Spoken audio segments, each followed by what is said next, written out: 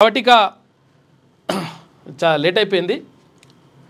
Pope Francis అస్తమయం, తుదిశ్వాస విడిచిన Catholic గురువు, ప్రపంచవ్యాప్తంగా సంతాపాల వెల్లువ అని చెప్పేసి ఒక వార్త కనిపిస్తూ ఉంది.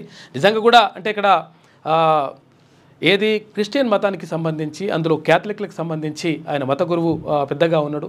తర్వాత చాలా అంటే అన్ని దేశాల్లో కూడా తిరిగి తర్వాత దానికి సంబంధించినటువంటి ప్రార్థనలు కానీ ఆధ్యాత్మిక కార్యక్రమాలు కానీ చేపట్టడం అవన్నీ కూడా చేసిండు.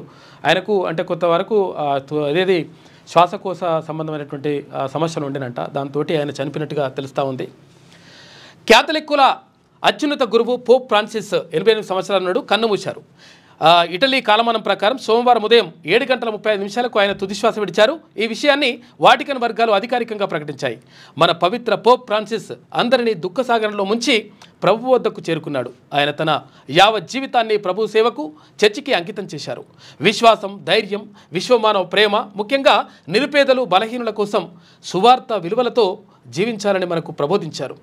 యేసు ప్రభువుకు నిజమైన శిష్యుడిలా మసులుకుని విధేయుడిగా మెలిగారు.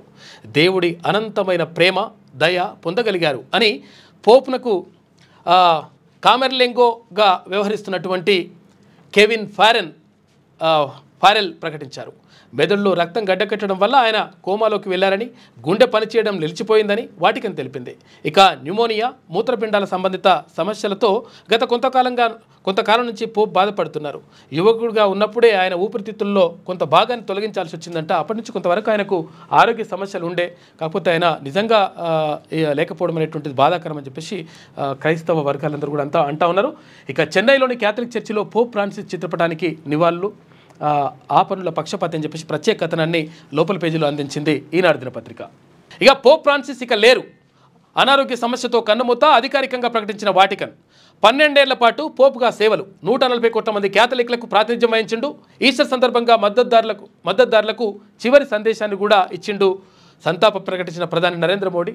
ఇక్కడ ఈస్టర్ తర్వాత అసలు యాక్చువల్గా ఈస్టర్ ఆదివారం అంటే గుడ్ ఫ్రైడే ఏది శుక్రవారం జరిగితే ఆ తర్వాత ఈస్టర్ అంటే మళ్ళీ లేచి వచ్చినటువంటి దినాన్ని ఈస్టర్ అని అంటారు. అంటే శుక్రవారం నాడు గుడ్ ఫ్రైడే అంటే యేసు క్రీస్తుకు సిలువ వేసేసి అవి కొట్టేస్తారు కదా, ఆయన అంటే చనిపోయిన రోజు మరి అట్లా దాన్ని శుక్రవారం రోజు ఉంటుంది గుడ్ ఫ్రైడే. ఆ గుడ్ ఫ్రైడే తర్వాత 3 రోజుల తర్వాత మళ్ళీ ఆయన లేచి వస్తాడు కదా, దాన్ని ఈస్టర్ అంటారు. అది మొన్న ఆదివారం జరిగింది. ఆదివారం నాడు సందేశం కూడా ఇచ్చిండంట ఆ పోపు. అదే చివరి సందేశం. ఆ తర్వాత 2 రోజులకే కన్నుమూసిండు.